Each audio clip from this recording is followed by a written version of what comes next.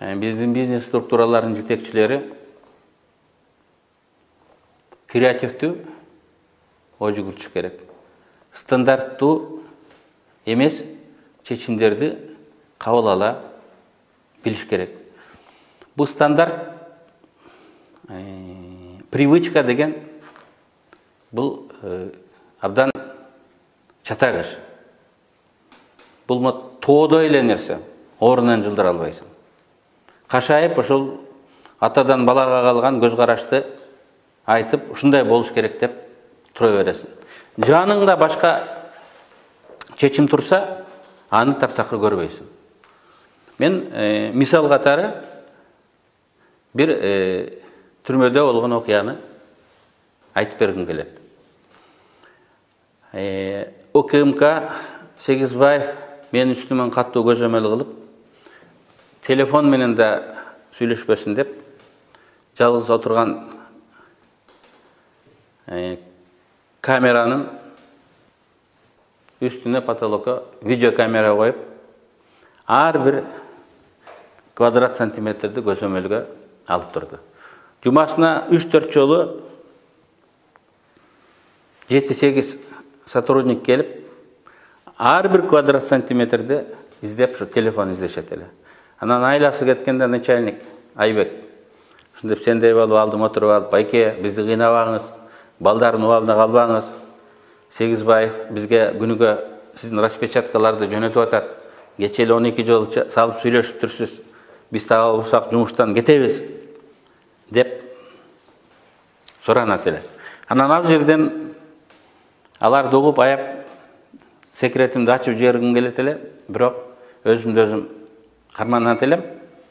Мен кайсыл жакка тиги каттым, эмне үчүн алар таба албады? Менин алдымда мына карвалол турат, мен жүрөгүм ооруган үчүн кээде ичем. Алар жарым саат, 1 саат издегенде жүрөк ооруп кетти деп, дарымды алып, тамчылатып тиги ичип коюп да олтура берем да. Аны издешет, таппайт. Анан мына карвалолдо инструкциясынын ичинде телефон катылган. Начальниктин алдында турат. Мен улам ачып тиги карвалолду ичип коем. Алар муну табышпайт. Анан башка да дары-дармектер бар. Мынакей. Солдат келип алат, ачып карайт, түбүктү көрөт. Кетип калат. Чыгарсаң мына инструкция. Инструкциянын ичинде дагы мындай кичике телефон бар. Эми мунун бүгүнкү дүйнөлүк кризиске кандай чечсеси бар?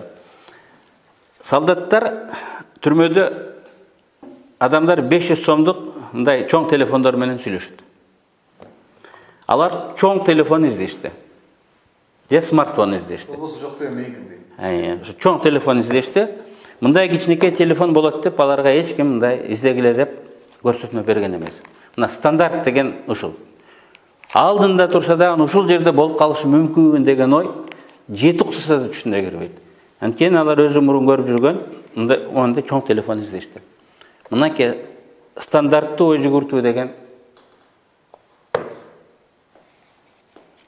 кандай чоң күчтүү нерсе да анда өзгөрбөйт. Мен айткандай аска зодойда маңдайында турган нерсени көрүшкөн жок. Эмне үчүн мен медикаменттерге салдым? Анткени түрмөдө солдатта элесин любой момент кеттик деп башка жака алып кетиши мүмкүн. Султотап карцерге камап коюшу мүмкүн. А бирок сен ар дайым зарыл болгон медикаменттерди жаныңда алып жүргөнгө укугуң бар, ошолорду көтөрүп мындай алып кете аласың. Ошон үчүн булар башка жерге катылбастан именно медикаменттердин ичине катылган.